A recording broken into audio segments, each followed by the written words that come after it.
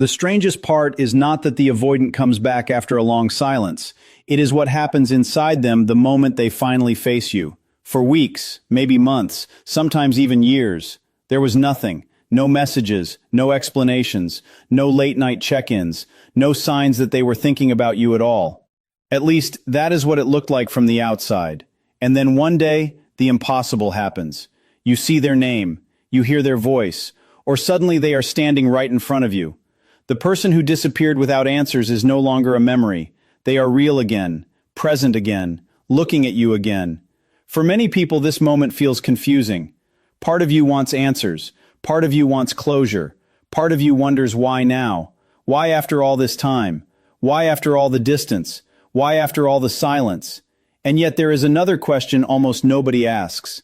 What is happening inside the avoidant during that exact moment? Because the truth may surprise you. Most people spend all their energy trying to understand what the silence meant. Very few people stop and ask what happens when the silence finally ends. That is where the real story begins. You see, avoidants are often misunderstood. From a distance, they can appear cold, detached, unaffected, as if moving on is easy for them, as if disappearing costs them nothing. But human emotions do not simply vanish because someone chooses not to talk about them. Feelings ignored are not feelings erased. They are simply buried. And buried emotions have a strange way of waiting for the moment they can no longer stay hidden. The encounter after a long silence is often that moment, because when an avoidant finally faces someone they once cared about, something powerful happens beneath the surface. Old memories return, unfinished emotions rise, defenses begin to shake, and for a brief moment, the walls that protected them can become surprisingly fragile.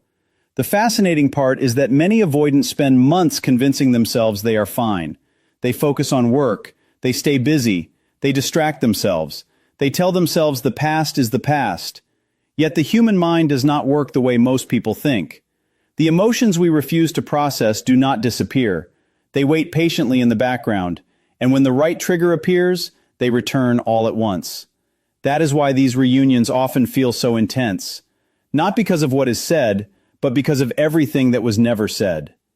There is an invisible conversation happening beneath every word, a conversation built from memories, regrets, questions, longing, fear, and sometimes truths that neither person expected to face. But before I tell you that, stay with me, because what comes next will completely change how you see this. Most people believe the hardest part for an avoidant is leaving. It is not. The hardest part is returning. The hardest part is standing face to face with someone who reminds them of feelings they spent months trying to outrun. That is the moment their carefully constructed emotional distance begins to collide with reality. And reality has a way of exposing things that silence cannot hide forever. Most people will never hear this, not because it is hidden, but because they stop too soon. They focus only on the reunion itself.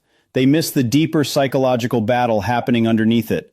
A battle between connection and protection, a battle between vulnerability and control, a battle that has often been unfolding long before the avoidant ever reaches out.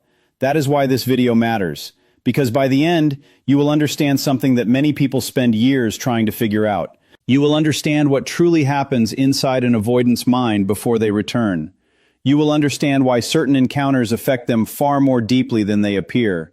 You will understand the hidden fears they carry into that moment, the silent calculations happening behind their eyes, the emotional conflict they rarely reveal. And perhaps most importantly, you will understand what their return actually means and what it does not mean. Because many people misunderstand the signs. They mistake guilt for love, comfort for commitment, curiosity for emotional growth. The reality is much more complex and much more revealing. There are patterns that appear again and again when avoidants finally face someone after a long period of silence. Patterns so consistent that once you recognize them, you cannot unsee them. The words may change, the circumstances may change, the timing may change, but the emotional journey underneath often follows a path that is remarkably similar. And somewhere in that journey is a lesson that has very little to do with the avoidant and everything to do with your own growth. Because sometimes the silence was never preparing them. Sometimes it was preparing you to see things differently, preparing you to stop chasing answers, preparing you to discover your worth independent of someone else's ability to stay connected. And when you understand that truth, something shifts. The reunion stops being the entire story. it becomes just one chapter in a much larger transformation. So stay with me until the end, because the final lesson most people miss is the one that changes everything. And once you see it, you will never look at an avoidant silence or their return the same way again. If these conversations about human behavior, emotional healing, and personal growth speak to something deep inside you, make sure you subscribe to the channel and join this growing community. Together, we explore the hidden patterns that shape relationships, healing, and self-discovery. And what you are about to hear may explain a moment in your life that has never fully made sense. Until now. Have you ever noticed that the people who seem the most unaffected by a separation are often the ones carrying the heaviest emotions beneath the surface? That sounds backward. Most people look at an avoidant silence and assume the story is simple. They disappeared because they stopped caring. They moved on because it was easy. They stayed silent because nothing inside them was pulling them back. But human beings are rarely that simple. And avoidants, perhaps more than anyone else, become experts at creating an appearance that hides a completely different reality. When an avoidant disappears, something important happens that most people never see. Their body leaves, their communication stops, their presence vanishes. But emotionally, many of them never leave as completely as others assume. The silence hurts because it feels final. It feels like evidence. Evidence that you meant nothing. Evidence that the connection was one-sided. Evidence that all the memories belonged only to you. Yet one of the lesser-known psychological realities of avoidance is this. The brain often continues processing emotionally significant relationships long after physical distance is created. That means someone can avoid contact while still replaying conversations. They can avoid messages while still remembering details. They can avoid closeness while still carrying emotional echoes of the connection. This does not mean they are suffering every second. It does not mean they are secretly planning a return. But it does mean silence is often far more emotionally complicated than it appears. And for many people watching this, that truth matters. Because some part of you has probably spent months wondering whether you were forgotten, whether you were erased, whether you mattered at all. The painful reality is that avoidants often create distance not because they feel nothing, but because certain emotions feel too overwhelming to manage directly. That is the paradox. The stronger the emotional charge becomes, the stronger the urge to escape can become. The connection feels important. And because it feels important, it feels dangerous. The vulnerability feels risky. The dependency feels uncomfortable. The closeness begins triggering fears they do not fully understand. So they leave. Not because peace has been found, but because peace feels easier to find somewhere else. The problem is that emotional distance rarely creates emotional freedom. It only creates temporary relief. Do not skip this part because this is where most people misunderstand the entire situation. Avoidance can remove reminders. It cannot remove feelings. Avoidance can create silence. It cannot create healing. Avoidance can delay emotional processing. It cannot eliminate it. That is why weeks pass, months pass, sometimes years pass, and beneath the surface, certain emotions remain unfinished. The mind keeps revisiting unanswered questions. The heart keeps returning to unresolved experiences. The memory keeps opening doors that were supposed to stay closed. Meanwhile, from the outside, they appear completely fine. They laugh, they work, they move through life, they post photos, they seem untouched. Yet appearances are often the most misleading part of the story. Many avoidants become highly skilled at compartmentalization. They place difficult emotions into separate mental boxes.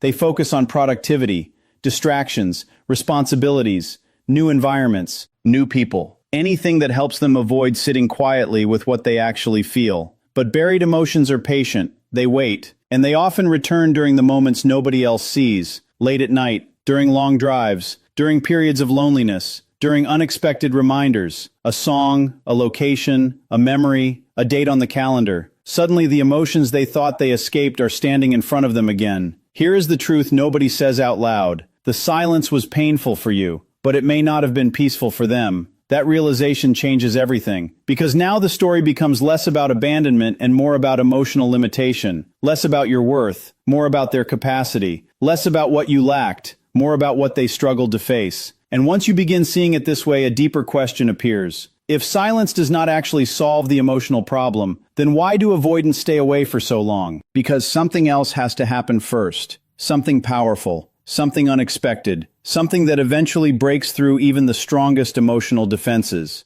And what I am about to share next, nobody talks about this, but it changes everything. Most people believe avoidants come back because enough time passes. That is rarely the real reason. Time alone changes very little. People often think months of distance automatically create clarity, but clarity is not created by time. Clarity is created by experience. Something usually happens before an avoidant reappears. Something that disrupts the emotional system they carefully built. A hidden trigger, a personal shock, a moment that forces them to look inward. Sometimes it is loneliness. Not the loneliness of being physically alone, the deeper loneliness of realizing that distractions are no longer working. The realization that crowded rooms can still feel empty, that success can still feel hollow. That movement is not the same thing as connection. Sometimes it is loss. Someone leaves, something changes. Life delivers a painful reminder that relationships matter more than they wanted to admit, and suddenly old memories begin resurfacing. Sometimes it is failure, a difficult season, a personal setback, a moment where confidence collapses and emotional truths become harder to avoid. The walls begin cracking, the defenses become weaker, and emotions that once felt buried start finding their way back to the surface.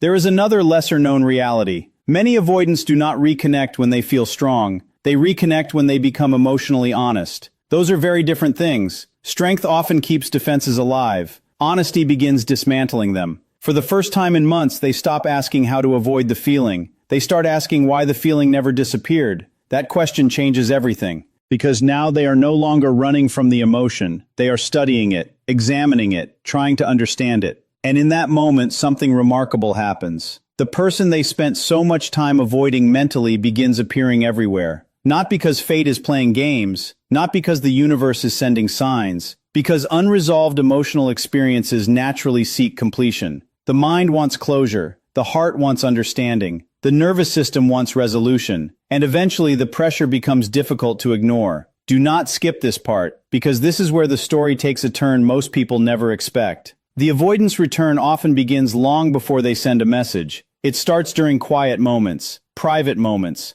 moments where nobody else is watching, moments where they finally admit a truth they spent months resisting. They still care. Maybe not in the way others assume, maybe not in the way they wish they could, but enough to feel unsettled, enough to feel curious, enough to stop running, enough to consider contact. And once that thought appears, a completely different battle begins. Because deciding to return and actually reaching out are not the same thing. There is a mountain of fear standing between those two moments. And what happens inside them next explains why so many avoidants wait far longer than they need to. And what I am about to share next, nobody talks about this, but it changes everything. Here's the truth nobody says out loud. The avoidant who disappeared may be just as afraid of the reunion as the person who was left behind. That sounds impossible. After all, they were the one who walked away. They created the silence. They controlled the distance. Why would they be afraid? Because returning means facing uncertainty. Returning means risking exposure. Returning means stepping directly into emotions they spent months trying to avoid. The moment they consider reaching out, difficult questions begin appearing. What if you ignore them? What if you are angry? What if you moved on? What if you found someone better? What if they are too late? Those questions become surprisingly powerful. People often assume avoidants fear intimacy. Many do. But they also fear rejection. They fear shame. They fear discovering that their absence caused damage that cannot be repaired. And perhaps most painfully, they fear discovering they no longer matter. That fear can become overwhelming, because now the protective distance is gone. Now there is something to lose. The closer they move toward connection, the more vulnerable they become. And vulnerability is often the exact experience they spent years learning to avoid. So they hesitate. They draft messages and delete them. They think about calling and stop themselves. They replay conversations in their minds. They imagine different outcomes. They move forward emotionally, then backward emotionally, again and again. This internal struggle can last far longer than most people realize. Because part of them wants connection, another part wants safety. Part of them wants answers, another part wants escape. Two competing forces pulling in opposite directions. And somewhere between those forces, a decision finally emerges. The decision to face you. The decision to risk the outcome. The decision to discover whether the connection still exists. That decision often feels much larger to them than anyone on the outside understands. Because once they see you again, there will be nowhere left to hide from reality. And reality has a way of revealing truths that silence never could. Do not skip this part, because the next moment is where everything changes. The first few seconds of a reunion often contain more truth than hours of conversation. And what I am about to share next, nobody talks about this, but it changes everything. But before we finish, there is one truth about avoidance that almost nobody talks about. And once you understand it, you will never look at silence the same way again. The silence was never the lesson. The reunion was never the lesson. The real lesson was who you became in between. Throughout this journey, we explored what happens inside an avoidant after they disappear. We uncovered the emotions they often hide, the fears they rarely admit, the internal battles they fight in private, and the complicated path that sometimes leads them back into your life. But there is something even more important than understanding them, understanding yourself. Because somewhere during those weeks, months, or years of silence, something changed inside you. You learned how to survive days when answers never came. You learned how to sit with uncertainty. You learned how to keep moving forward when your heart wanted to stay in the past. And whether you realized it or not, that growth mattered. Many people spend so much time waiting for the avoidant to return that they miss the miracle that was happening within themselves. The healing, the strength, the wisdom, the quiet rebuilding of a life that no longer depends on someone else's ability to stay. That is the transformation. That is the victory. Not the text message, not the reunion, not even the apology. The real victory is reaching a place where their return is no longer what determines your worth. Because your worth was never hiding inside their decision to stay or leave. It was always yours. From the very beginning. And when you finally understand that, something powerful happens. You stop chasing validation. You stop measuring yourself through someone else's fears.